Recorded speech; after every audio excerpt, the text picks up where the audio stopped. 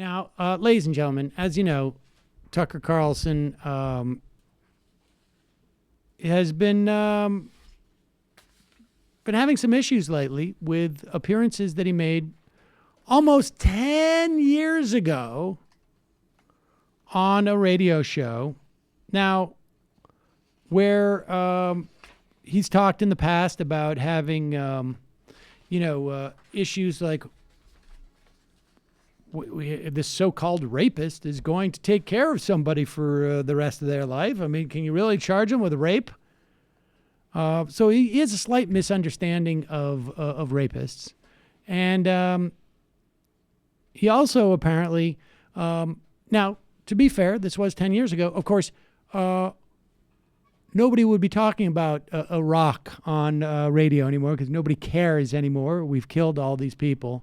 But here is Tucker Carlson talking about his sense of the Iraqis.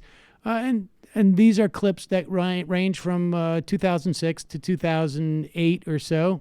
Let's listen to. So this isn't a one-off. Maybe we're misinterpreting what he's saying. Let's listen and you decide. Iraq is a crappy place filled with a bunch.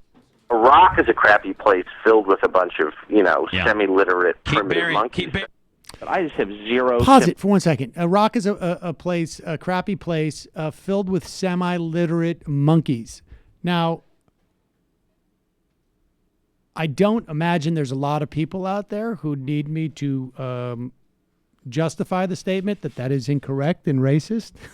It's not meant to be taken literal. There's not literal semi-literate monkeys. Oh, he's just referring to the people there as semi-literate. Yes. So he's not saying that's a country full of really smart monkeys.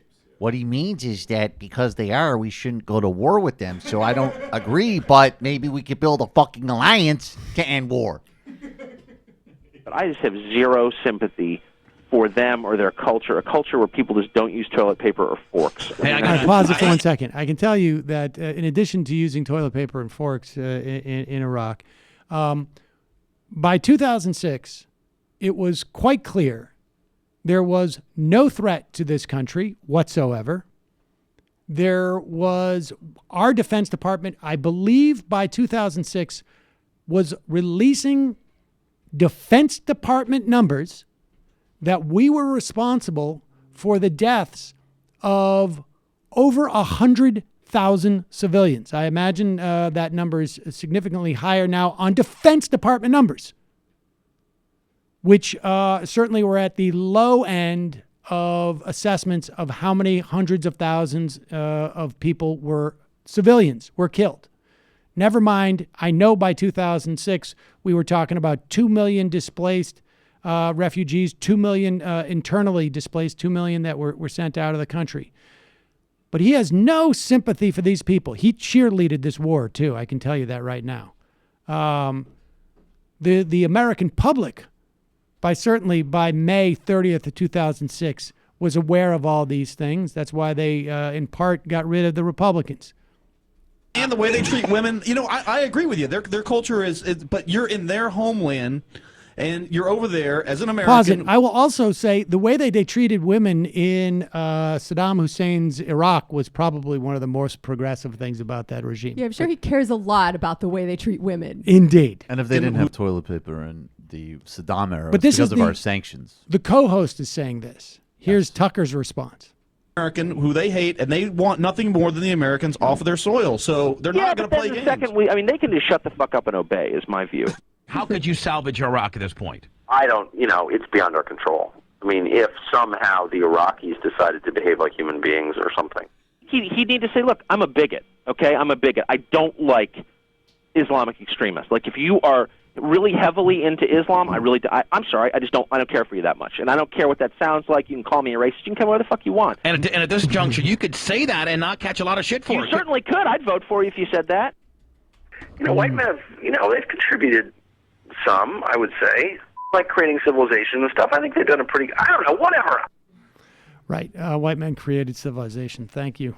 Thank you, white guys. Just a note on the semi-literate monkeys comment. Iraq was actually more literate than many U.S. states prior to the invasion. Well, there you go. Yeah, but it was to oppose war. So there's Tucker Carlson. Now, I suppose you could say, like, oh, you could cherry pick a couple of isolated statements over the course of 2 years. That's not indicative of the man.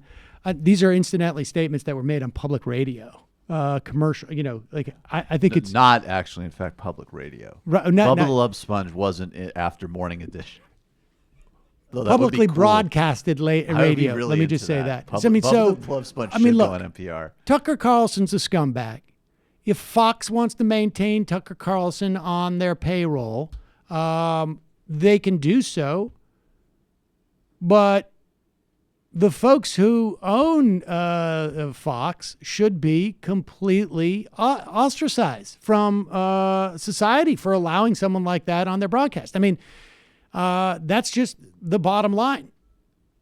Well, they should be already for everything that they've done, right? They're Indeed. basically a disinformation outlet at this point in time. And the information, it's not even just that they're a disinformation outlet. It is that they are a disgusting disinformation outlet. I think it's worth doing a little memory lane trip at some point, though, to recognize that obviously the vulgarity stands out, but I remember that time. Like, now this is the time where I was very well aware of what people were saying. And you had Democrats like Dick Durbin couching their criticisms of ongoing operations in Iraq as literally, we've done enough for those people.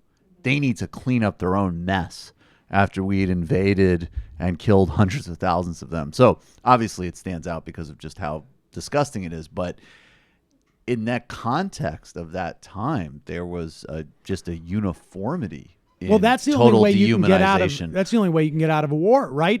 If you've gone in there like we did and invaded a country, it has to be ultimately, well, we've got to leave because it's their fault. They're not. Right. They don't show enough gratitude for the fact that we came in. They don't show enough and gratitude. bombed them back into another age. There was a super bizarre time where the only people, and it was a total lie and fake, obviously, but the only people who spoke with any even feigned public respect about Iraqis on mainstream media were Bush administration officials who were like, "We gotta give them democracy; they deserve it."